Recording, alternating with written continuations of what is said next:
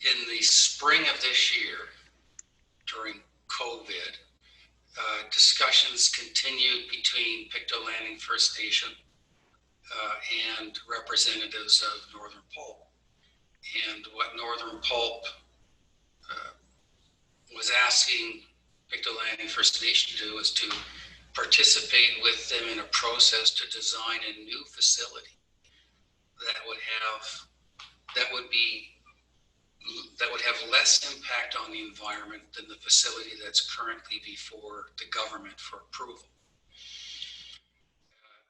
They told the chief that they had instructions from the owner of the mill himself,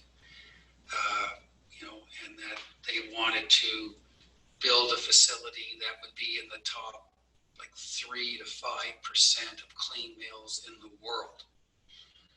And so, and not just in terms of the water quality, the water that would flow into the Northumberland Strait, but also in terms of air quality, which again is important to Pictou Landing First Nation because they just happen to be downwind for probably 50% of the time. They're downwind from the mill, and the particulate that comes out of the mill ends up coming over to the community. So that's always been a concern, and it's only been raised recently because with a new treatment facility, Pictou Landing First Nation realizes that the mill could be operating for another 30, 40, 50 years. And so this time they want the airborne contaminants addressed as well as the water quality. So Northern Pulp knows that because of the material and the representation submissions that were filed in the environmental assessment program or process. So to entice Pictou Landing First Nation to work with the mill to come up with a new treatment facility that would address air quality concerns, address water quality concerns, to the point that the mill would almost have zero impact on the environment. That was what they pitched to Pictou Landing First Nation in May and June of this year. And Pictou Landing's response and my own response, and I remember almost having goosebumps because that's just, if that were true, and that would certainly be a wonderful project to be part of.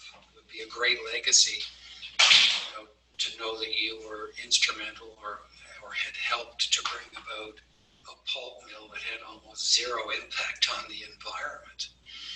But like most things that are too good to be true, you have to wonder, is this true? So what the community said is, look, think about this from our point of view.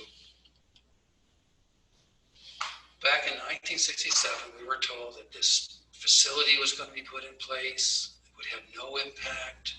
We were shown clean water. You could drink the water. You'd still be able to fish in Boat Harbor, boat on Boat Harbor, all these things. There'd be no odors.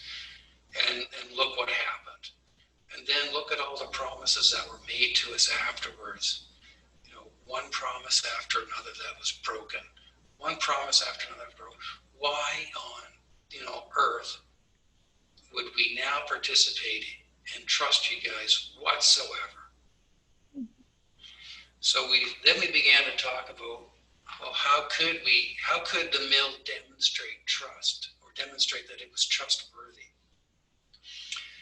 Because they told us, we asked them, like, okay, so let's say we go down this path and we meet with you and have this consultation and we come up with a new facility, and you say you're going to then kind of put a price tag on it, and if it's feasible, you'll go ahead.